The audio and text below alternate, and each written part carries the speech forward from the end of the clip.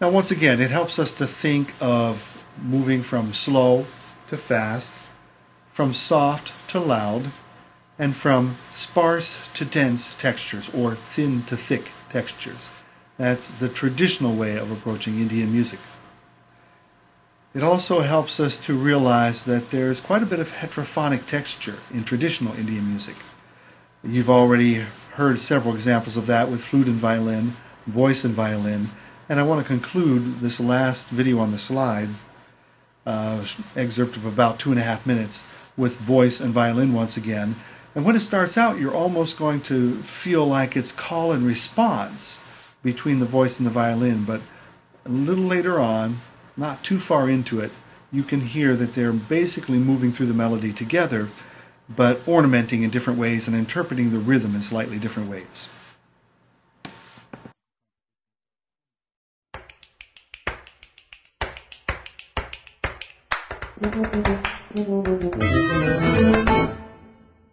Gama gama gama gama gama gama gama gari gama gari gama gari gama gari magari gari gari gari gari gari gari gari gari gari gama maga magari gari gari gari gama basa gama bada gama gama madani da gama gama badani ba gama badani ba dani zari zari zari zari gama magari zari zari gama bari magama dada ni ni ni magari zani da magama badani zani gari zani dani gari zani da badani ta.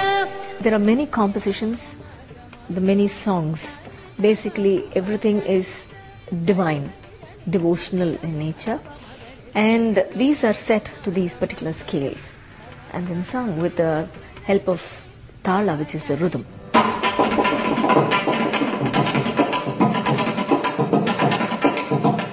To bring Carnatic music to a global understanding. See, I mean, we want to show that it's a very beautiful system. It's another powerful classical system that is there in this world, basically to take it on a global level, not just for the South Indians.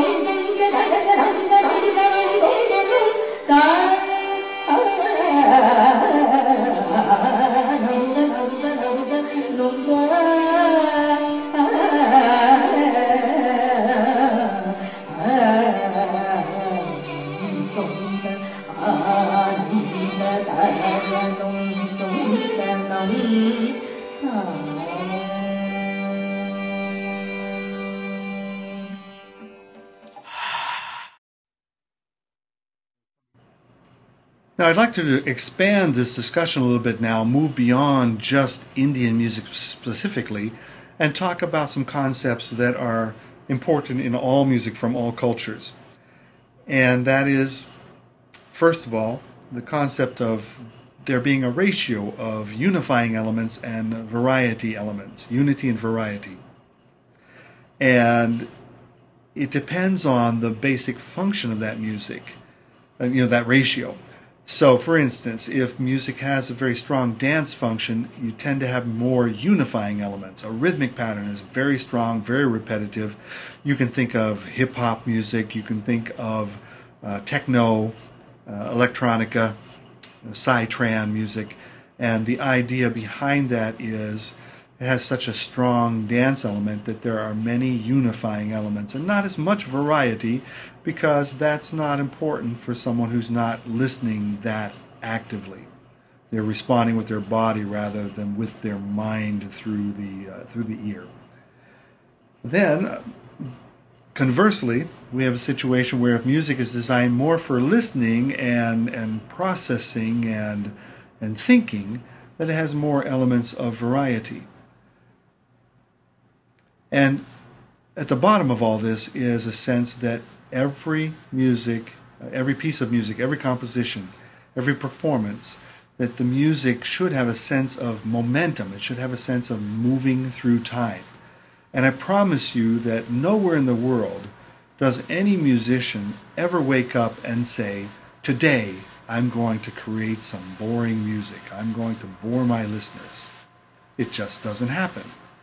So if we find music boring, and of course we do find different pieces of music or different styles of music, that they don't move us, they don't affect us, we find them to be boring or static, there are several possibilities there. One is that the musician is just not very skillful in creating that sense of music momentum. The other possibility is that we don't understand the nuances of that music. We don't understand what it is that makes that music move through time. And I think that's the case with a lot of the traditional music we're being introduced to during this course.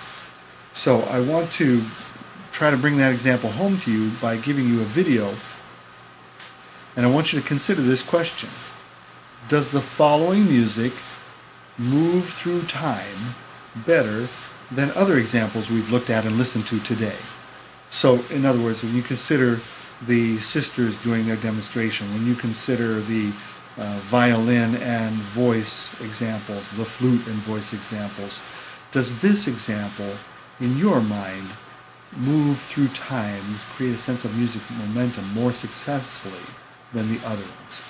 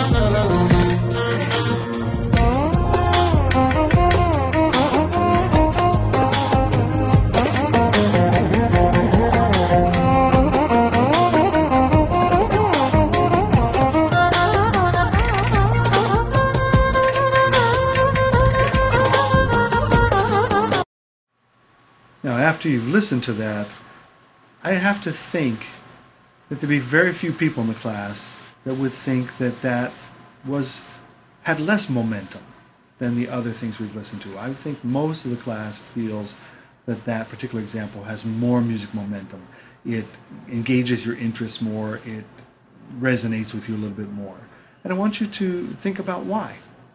And if you do have the reaction of it not moving through time as well as some of the other ones, reflect upon that as well. It could be the kind of rhythms that were created there, the digital drum kind of tracks that were present there.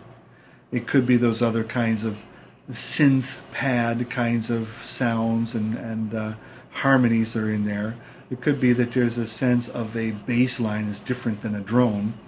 And it could be that the sound of the saxophone, even though it's playing in an Indian ornamentation style, obviously not an American jazz style or R&B style, but an Indian type of ornamentation, melodic style, that saxophone familiarity, there are different things in there that for most people that are taking this course would move that music through time for you very successfully.